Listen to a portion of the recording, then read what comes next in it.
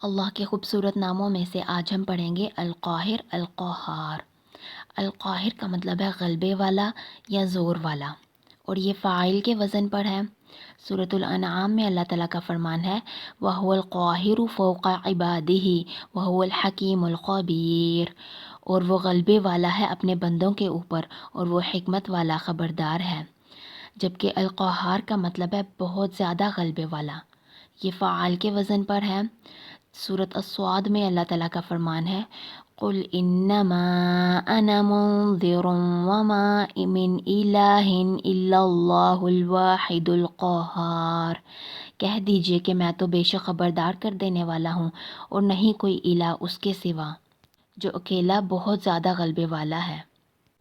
ہم دیکھتے ہیں کہ اللہ سبحانہ و تعالیٰ بہت زیادہ غلبے والا اور زور والا ہے پوری کائنات کے اوپر، چاہے وہ عالم علوی ہو یا عالم سفلی۔ کیسے؟ اللہ تعالیٰ اپنے ارادوں کے ساتھ سب پر غالب ہے، اور اپنے ارادوں کی وجہ سے ہی وہ اپنی مرضی سے تصرف کرتا ہے، اپنی مرضی سے تدبیر کرتا ہے سب کی، اور اسی وجہ سے پوری کائنات، اس کی ساری مخلوقات جو ہیں وہ اس کے آگے جھکی ہوئی ہیں، عاجز ہیں، سارے اس کے آگے کمزور ہیں، کیونکہ سب کے اوپر اسی کا حکم چلتا ہے۔ جیسے ہم دیکھتے ہیں نا کہ کائنات کا ایک پتا تک نہیں ہلتا اس کی مرضی کے بغیر، کسی کو سکون نہیں مل سکتا اس کی مرضی کے بغیر، کوئی زمین جو ہے وہ زندہ نہیں ہو سکتی اس کی مرضی کے بغیر، ہوا جو ہے وہ اپنی مرضی سے رخ بدل نہیں سکتی، کہیں پر بارش نہیں ہو سکتی اس کی مرضی کے بغیر، پودا نہیں نکل سکتا بیج میں سے اس کی مرضی کے بغیر۔ یعنی وہی اکیلی ذات ہے جو پوری کائنات میں تصرف کر رہی ہے اپنی مرضی سے اور سب کی تدبیر کر رہی ہے، اور وہی وہ ذات ہے جس نے مخلوقات کو ایک دوسرے کے اوپر غلبہ بھی دے رکھا ہے۔ مثال کے طور پر ہم دیکھتے ہیں کہ آندھیاں جب چلتی ہیں کتنی تباہ کر دیتی ہیں مخلوقات کو، چاہے گھر ہو چاہے لوگ ہوں، سب کچھ تباہ کر دیتی ہے۔ تو ان کے اوپر اللہ تعالیٰ نے مغلوب کیا ہوا ہے پہاڑوں کو، یعنی پہاڑ جو ہے نا وہ ان کے راستے چینج کر دیتے ہیں، ہوا کو ڈسپرس کر دیتے ہیں۔ اسی طرح سے جو پہاڑ ہیں یہ اللہ تعالیٰ کی کتنی عظیم مخلوق ہے، اس کے اوپر اللہ تعالیٰ نے لوہے کو مسلط کیا ہوا ہے، لوہا جو ہے وہ اس کو کاٹ دیتا ہے۔ لوہا بھی اللہ کی بہت بڑی مخلوق میں سے ہے جس کو آگ پگھلا دیتی ہے،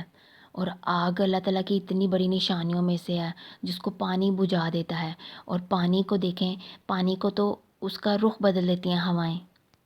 یعنی اللہ تعالیٰ نے مخلوقات کو ایک دوسرے کے اوپر غلبہ دے رکھا ہے اور سب کے اوپر اپنا فیصلہ جو ہے وہ غالب رکھتا ہے،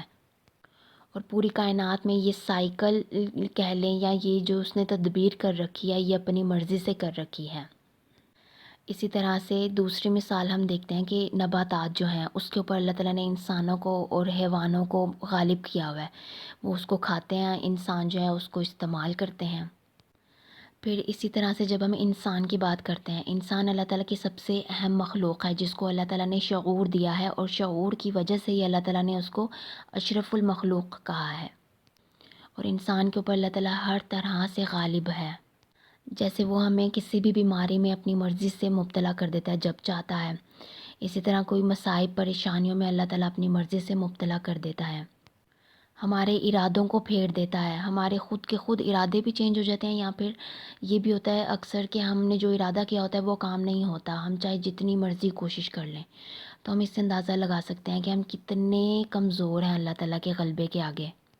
ہمیں انسان اپنی ذات کے لیے فائدے یا نقصان کے مالک نہیں ہیں، تو پھر ہم دوسرے انسانوں کے اوپر کیسے ڈیپینڈ کر سکتے ہیں جو اپنی ذات کے لیے کوئی فائدہ نقصان نہیں کر سکتے۔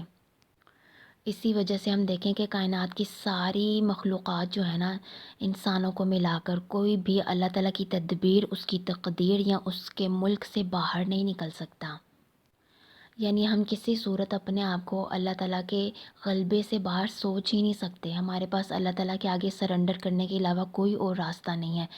یہ ہمارے اوپر اب ڈیپینڈ کرتا ہے کہ ہم یا تو اپنی سرکشی میں زندگی گزاریں یا اللہ تعالیٰ کے احکامات کے مطابق گزاریں، جبکہ انڈائریکٹلی تو ہم دیکھیں ہمارے اوپر پوری طرح سے اللہ تعالیٰ کا غلبہ ہے، اور ہم دیکھیں کہ پوری کائنات کے اوپر سب سے بڑا جو اللہ تعالیٰ کا غلبہ ہے نا، وہ یہ کہ اللہ تعالیٰ نے پوری کائنات کو موت دے دینی ہے، سب کو موت آ جانی ہے۔ سورۃ الزمر میں اللہ تعالیٰ کا فرمان ہے سبحانہ هو اللہ الواحد القہار، پاک ہے وہ اللہ اکیلا غالب ہے۔ یعنی اللہ سبحانہ وتعالیٰ کا اکیلی ذات کا پوری کائنات کے اوپر غلبہ ہے۔ ہمیں صرف کیا کرنا ہے، ہمیں اللہ تعالیٰ کے اس غلبے کو محسوس کرنے کی ضرورت ہے، اس کو اس نام کے ساتھ پکارنے کی ضرورت ہے، اور خود کو اس کے آگے سر تسلیم خم کرنے کی ضرورت ہے۔ جب ہم اس کے آگے سر تسلیم خم کر لیں گے نا، تبھی ہم صحیح مسلمان کہلانے کے قابل ہوں گے۔ مسلمان کا مطلب کیا ہے؟ مسلمان کا مطلب ہی یہی ہے کہ وہ انسان جو اپنے آپ کو اللہ کے آگے جمع کرا دے، اپنی ساری خواہشات کو اللہ تعالیٰ کے حکم کے آگے جو ہے نا جھکا دے۔ اور جب انسان سچے دل سے اللہ تعالیٰ کا غلبہ اپنے اوپر محسوس کرتا ہے، اپنے آپ کو اللہ کے آگے جمع کرا دیتا ہے، تو پھر ہی اس کا تعلق اللہ تعالیٰ کے ساتھ مضبوط ہو جاتا ہے۔ کیونکہ انسان یہی کہتا ہے نا اللہ کو کہ اللہ میں تو کچھ بھی نہیں ہوں تیرے آگے، تیری ہی مرضی چلنی ہے، اور تیری مرضی ہی سب سے بہتر ہے، اور میں تو وہی چاہتی ہوں کہ جو تو چاہتا ہے وہی ہو۔ اگر ہم لوگوں کے غلبے سے باہر نکلنا چاہتے ہیں، اپنی ذات کے غلبے سے باہر نکلنا چاہتے ہیں، اپنے اندر سکون چاہتے ہیں، سیدھا راستہ چاہتے ہیں، تو ہمیں اللہ کو اس نام کے ساتھ کثرت سے پکارنا چاہیے، اس کے ساتھ تعلق جوڑنا چاہیے۔